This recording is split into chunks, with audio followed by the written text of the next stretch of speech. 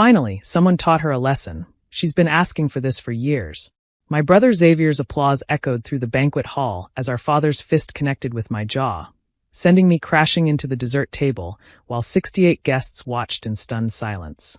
But what neither of them knew was that the FBI director whose son I'd secretly saved from drowning last summer had given me his personal number, and the evidence I'd been gathering about my family's human trafficking ring was about to destroy their entire empire. Blood filled my mouth as Dad grabbed a fistful of my hair, yanking me across the floor toward the exit. My scalp screamed in protest, but I didn't make a sound. I'd learned long ago that screaming only made it worse. Through the haze of pain, I caught glimpses of faces. Colleagues from Xavier's law firm, family friends, my aunt recording everything on her phone with trembling hands. You want to threaten this family? You want to play whistleblower? Dad's voice was a dangerous growl as he dragged me past tables of frozen guests. I'll show you what happens to rats in the Castillo family. Xavier stood by the podium where he'd just been celebrating his promotion to partner, his champagne glass still raised. That's right, Dad. Maybe now she'll learn to keep her mouth shut about family business. Family business. That's what they called trafficking teenage girls through our family's chain of modeling agencies. That's what they called the forged documents, the stolen passports, the girls who disappeared into exclusive contracts, overseas and were never seen again. Dad hauled me through the emergency exit into the alley behind the hotel. The metal door slammed shut, cutting off the shocked murmurs from inside. He released my hair only to slam me against the brick wall.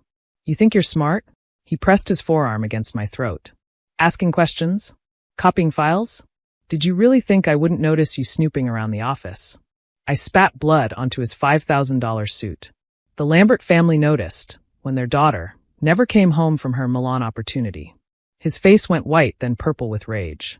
He pulled back for another punch, but this time I was ready. I ducked and rolled, coming up with my phone in my hand. Touch me again, I gasped. And this live stream goes wide. 12,000 followers watching right now, Dad. Hi, everyone.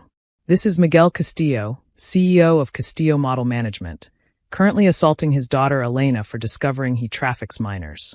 He lunged for the phone, but I'd trained for this moment.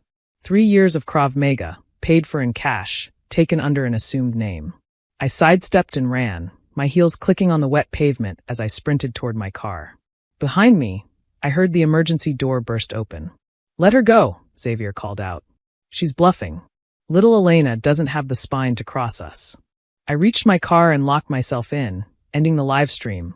I hadn't actually been streaming, but the threat worked. My hands shook as I touched my swelling jaw, felt the blood still seeping from where my father's ring had cut my cheek. In the rearview mirror, I saw them standing in the alley, father and son, partners in crimes that would horrify the colleagues they'd left inside. I pulled out my phone and scrolled to a contact saved simply as JH. Director James Harrison answered on the second ring. Elena? It's nearly midnight. It's time, I said simply. They just assaulted me at the Ritz-Carlton. Xavier's promotion party. 68 witnesses, multiple recordings. And sir, I have everything. 3 years of evidence. It's all in the cloud link I'm sending you now. Silence on the line as he processed this. 6 months ago, I'd pulled his 8-year-old son from a riptide at Montauk Beach. I'd been there photographing evidence of one of our models trying to escape, but when I saw the boy struggling, instinct took over. I'd nearly drowned myself getting him to shore. Director Harrison had pressed his card into my hand at the hospital. Anything, he'd said. Anything you ever need. How bad is it? He asked now. 167 girls over the past 5 years. Ages 14 to 19. Mostly runaways, foster kids, immigrants without papers. The lucky ones end up in forced labor. The others? I couldn't finish. Where are you now? Parking lot of the Ritz. They're probably looking for me. Drive to the federal building. I'll have a team waiting. Elena, are you hurt? I touched my jaw again, wincing. Nothing that won't heal. But Director Harrison, when this goes down, it needs to be fast. They have girls in holding locations right now.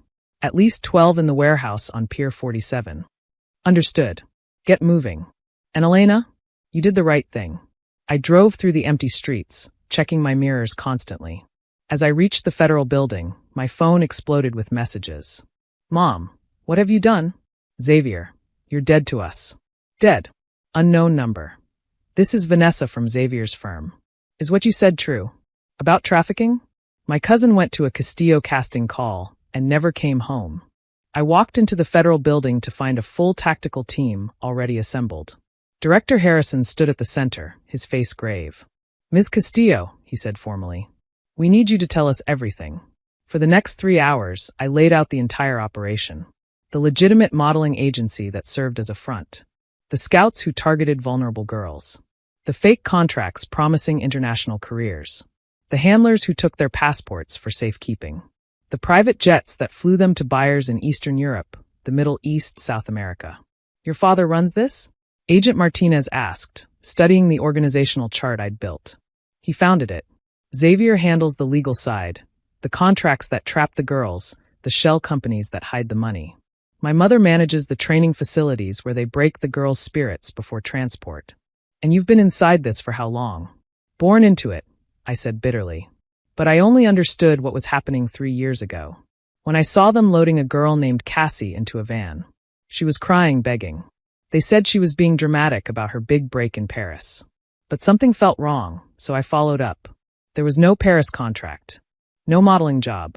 Cassie Torres ceased to exist the moment she got in that van. Director Harrison studied the evidence I'd compiled. Financial records. Shipping manifests. Photos of girls who'd vanished. Communications between my family and their buyers. This is enough for RICO charges, he said. Conspiracy, trafficking, money laundering, fraud. Your whole family is going down. Good, I said, then winced as talking pulled at my split lip.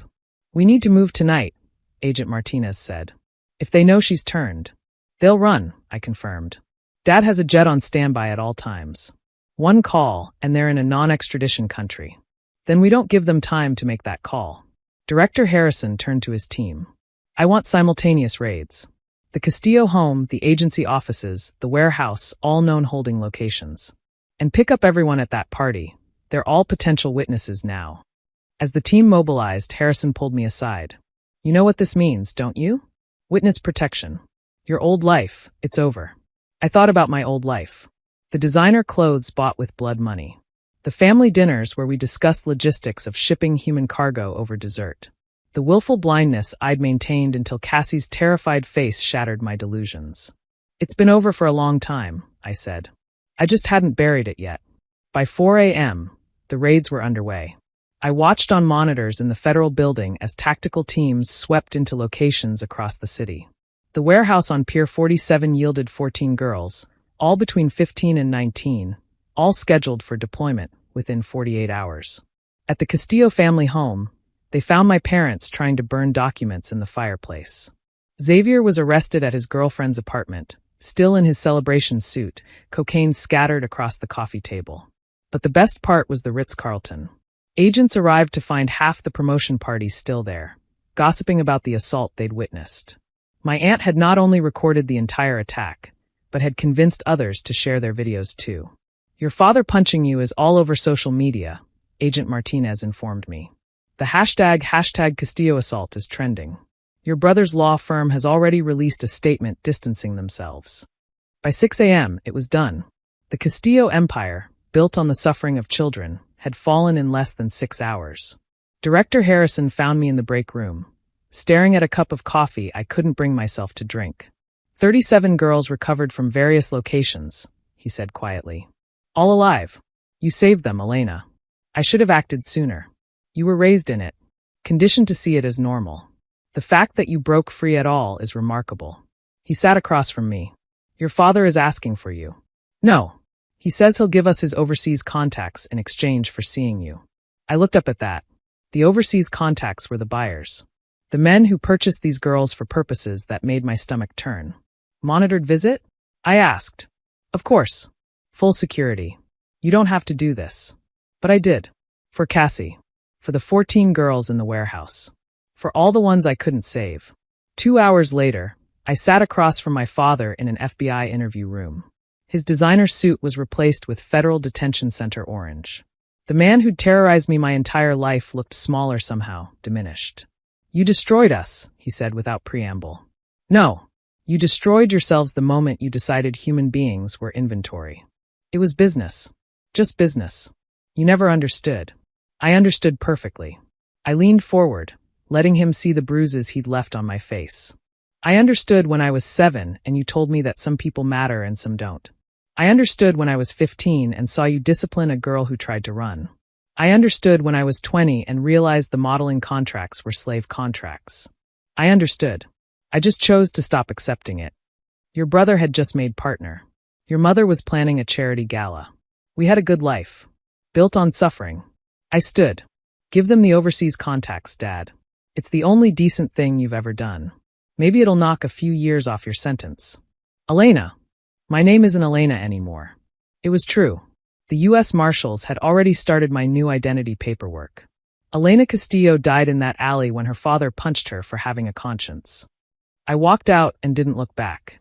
The trials took 2 years. I testified via video link from an undisclosed location, watching as my family's crimes were laid bare for the world to see. 168 victims identified. 89 successfully recovered and repatriated. 15 confirmed dead. The rest, still missing, probably forever. Dad got life without parole. Mom got 40 years. Xavier 35.